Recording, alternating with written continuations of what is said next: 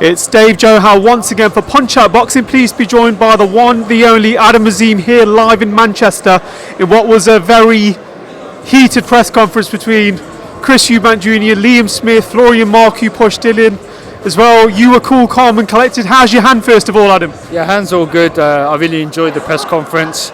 You know, this is part of the parcel. Like when you go to, when you become a boxer, you got to do the press, you got to do the weigh-in, you got to do the media, and then hopefully get that, Saturday will be the fight night. So yeah, so it's all going good and my hand's all healed. I mean, one would say as well that this is your toughest opponent to date. One defeat for the Ukrainian.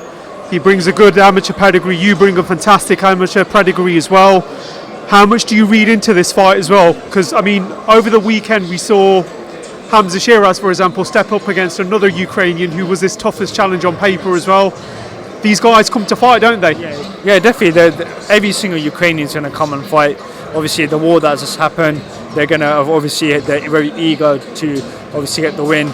As every fighter should be, they should be very confident to get that win.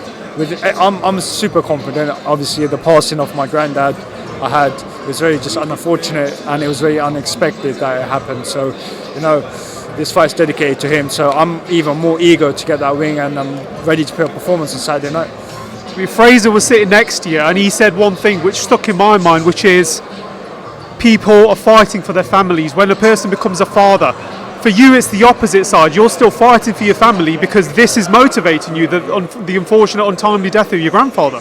Yeah, it was a very tragical death in the family, and I'm fighting for my granddad. There's no other thing I'm fighting for. I'm not fighting for anyone else. I'm fighting for my granddad, and as his name is going to be on my shorts, for the memorial day. And so it's unfortunate I couldn't be at the burial, but obviously I'll put him on my shorts. So his fight's dedicated to him.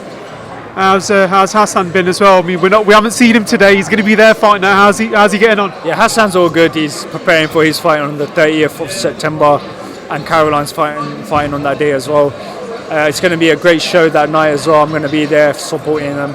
Also, Eddie Scotney's fighting that day, but hopefully, I need to get my job done on Saturday night. I mean, the gym now, 2 world champions. Caroline Dubois making noise. You're making noise as well.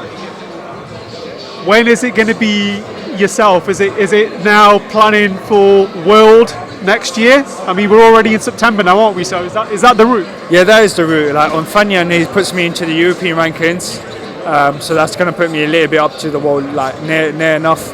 Hopefully, I'll get my world stage one day by next year, and we'll see what's going on after this fight. I mean, from the world perspective as well, let's be honest, Devin Haney at the minute is the man to beat, isn't he? I mean, you said from day one that's your sights. Do you think we'll ever get that fight between you and him? I mean, is he going to be gone by the time you get to that stage?